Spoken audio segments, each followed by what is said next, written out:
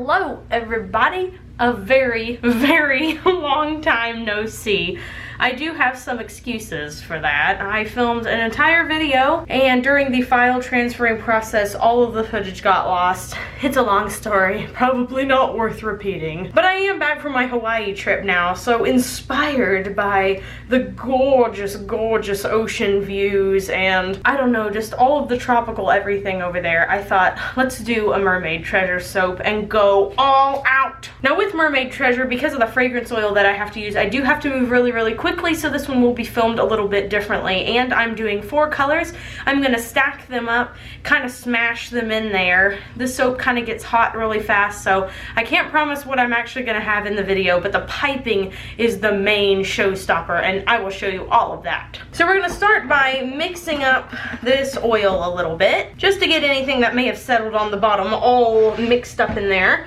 And now I'm going to pour my lye water solution down the stick blender. My lye water solution consists of just water and sodium hydroxide, but some people like to use different sort of milks in there, like coconut milk or goat milk, or you could put different clays in there, but that's just what I like to do. So I'm going to mix this up until very, very, very light trace. I would probably hesitate to call this even a light trace. This is pretty much just emulsification. So I'm going to set the stick blender off to the side, and then I'm going to split this batter up into 4 different parts, which are these 4 buckets right here, and they already have all my colorant in them. So this darker color right here, this is ultramarine blue oxide. It's a really, really pretty blue, turns like a royal blue sort of color.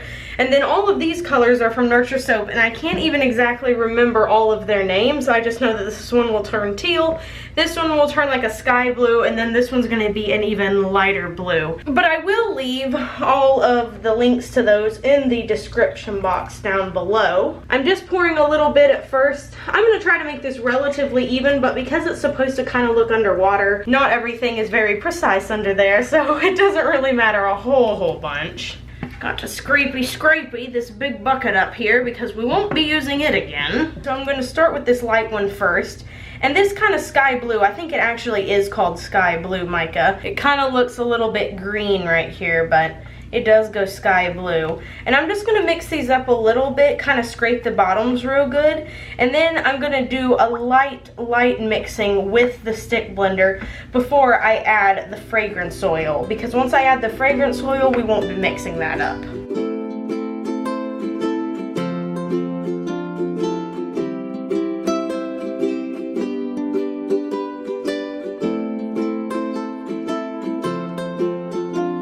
I'm not going to show you me pouring in the fragrances because again, it moves really fast. So I'm just going to turn you around and I'm going to film me pouring all of these colors into the mold really quickly. Woo, this is what I mean by thick. It started rising pretty much immediately after I put in the fragrance oil. Again, this fragrance oil is really, really finicky to work with, but I really like the effect that it has in the soap as far as scent retention goes, and the fragrance itself is just so good that I'm willing to put up with it. Before I scrape that out, I'm gonna just try to move this down, kind of fill up all the gaps. And this is why I add fragrance oil to 1 bucket at a time, because if I don't, this would be rock solid in all the other buckets already. This one is doing a little better for some reason. Another thing that affects this, of course, is the colorant that you're using. I find that micas tend to do better with fragrances that set up really fast than oxides do. Okay, light blue's next. Pouring that in as fast as I possibly can because this one has a little bit of titanium dioxide in it, so those always set up faster as well. Gonna try to use my spatula, maneuver it around a little bit. Then I'll tap it down. Ooh, not a lot of moving going on from that one. I hope the next one's better. And it is, thank goodness. So I'm just gonna pour this one right in. Pretty liquidy. And I am gonna scoot this around before I scrape, just so that I know all those little gaps have been filled in. Really gentle so I don't spill. Alright, so now that these are all filled up, I'm going to kind of wipe the molds down and get all of my piping ready. And for this soap, I actually don't pipe the top, I just make the piping mixture and kind of plop it on with some blue and some green in there so that it looks kind of like waves are flopping around. So that ought to be interesting, and I'll be back in a few. Okay, we are back to do the equivalent of piping with this soap. We're going to be ladling on some soap here. This is the piping recipe that I use. I think I've said that before. I'm just going to be putting it on harum-scarum. And then of course I'll move it around a little bit more once I get this first bit on here. I promise there is a real reason for my continued absences the beginning of this year. All will be revealed in due time. This soap should look a little green to you, and that's because I've used the same mica to color it as I colored the last layer here, which you can see is already turning blue and not green. Hawaii was absolutely amazing. I can't wait to edit those vlogs and that video diary to put up on the second channel. There was an extraordinary amount of roosters, I must say. I had no idea that roosters were pretty much like pigeons over there. And I have a deep hatred of those birds.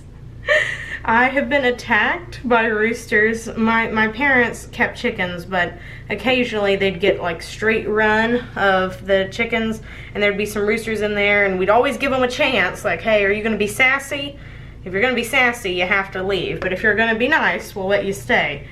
Always sassy. And I was, a lot of the time, I was the one that was always getting attacked and running in and going, ah! Okay, so I'm gonna take some blue mica that I've mixed with oil here. I'm just gonna kind of sprinkle it around. Then I'm gonna use the back of a teaspoon measure. This is what I like to use. Some people like to use a spoon. You can just use whatever you're comfortable with. And I'm just gonna kind of move it around to cover a good bit of the soap. Not all of it will be completely mixed in. Okay, beautiful. Now it is time to put my little soapy embeds on. So these, as you can see, are cute little seashells. I have had this mold forever. I got it at Hobby Lobby. And I'm kind of having to put them in at an angle so that the bar slicer doesn't cut them. They're kind of thick. Oh, I forgot. I'm putting some gems on here. So now I'm trying to like skip some because I have to put gems. I have like 5 different gems that are supposed to be in here. This is a new addition. This was not in the original version. I actually got these gems for a different project and just thought, that would be a really pretty addition to my mermaid soap, so I decided to go ahead and just use them. I'm also super excited to say that the shop is now officially open. So if you're interested in some diamond soaps, I'm gonna have the rest of my cold process soaps up next Wednesday. Okay, that done. I'm going to add some little gems now, some little sapphires and emeralds to the soaps that don't have those on there. So essentially all the soaps that have pretty little seashells, all of those are gonna get a little diamond. Hopefully, the more stuff I put in, the more I'm like, whoa, I'm really putting a lot of stuff on here. I hope it's not gonna get in the way of cutting. Also, I am pleased to say that I never thought I would do this again. I am now offering wholesale on some of my products. I'm doing it for the diamond soaps, I'm doing it for perfume, I'm doing it for lotions, and I'm doing it for sugar scrubs. So if you are interested in carrying any of those products in your store, just shoot me an email at royaltysoaps@gmail.com, or you can email me at Etsy, whatever you prefer. I feel the spring coming at last. It's starting to get warm around Texas. Of course, it was never really cold to begin with, let's be honest. But having that sunshine in your life just kind of makes everything feel a little better, a little more official. Caleb and I are moving in May, so I have to start getting ready to do that again. Not my favorite. I'm not one of those people that likes moving. I have heard that they exist, but I don't know where. Who are those people? So now I'm gonna put these stars on. I probably won't film all of this. I have a feeling that this is gonna be a pretty lengthy decor already, but here's all the stars that I'm gonna put on, each one of them, and then I'll come back and we'll do some more fun stuff. All the little stars are in now, so I'm going to take some bits of salt that I have covered in gold and sprinkle those on top. This is Aztec Gold Mica from TKB Trading. I'm also going to take some blue salts that I've put some mica on as well. Throw those on. I have taken my gloves off because I'm not touching the soap now. I'm just touching the things that are going on top. Now I'm going to go heat up a little bit of melt and pour. We're going to drizzle that on top as well and then put some glitter. So this is going to be crazy by the time I'm done with it. Now this melt and pour has a slight blue shimmer to it, but it's going to still look pretty clear on top, as you can see. Just supposed to remind one of water. Alright, gently pour the rest of this on. Okay, I'm going to tap a teeny tiny bit of gold glitter just onto a couple of places that have a lot of white exposed. Shoot it with some 90% rubbing alcohol.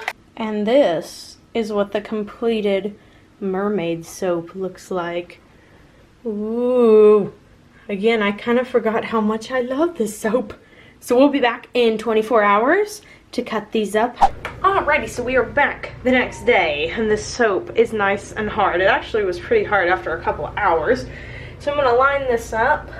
There are a few little bits here and there that will probably end up being cut, but still each individual bar is going to be really, really pretty. So this is what the inside kind of looks like. As you can see, it's got that wavy look to it, and these two blues now don't look very green anymore. They look pretty blue, and then they've got all the pretty stuff on the top. I haven't actually decided what the next soap that I'm going to make, probably next week. I did get the fragrances that I need to make the chocolate decadence soap, so I know I'm going to make that, but I don't know whether or not I should film it, because I feel like I've done that like 50 times already. So if you have a request, now would be a good time to leave it. And who knows, I might just make a soap inspired by you. So thanks very much for watching. If you enjoyed this, please give it a big thumbs up. Maybe even think about subscribing to my channel or leaving a comment down below. And the question for the day that I will be leaving up in the poll is, do you like chocolate or vanilla better? And until next time, I will see you all soon, and bye for now.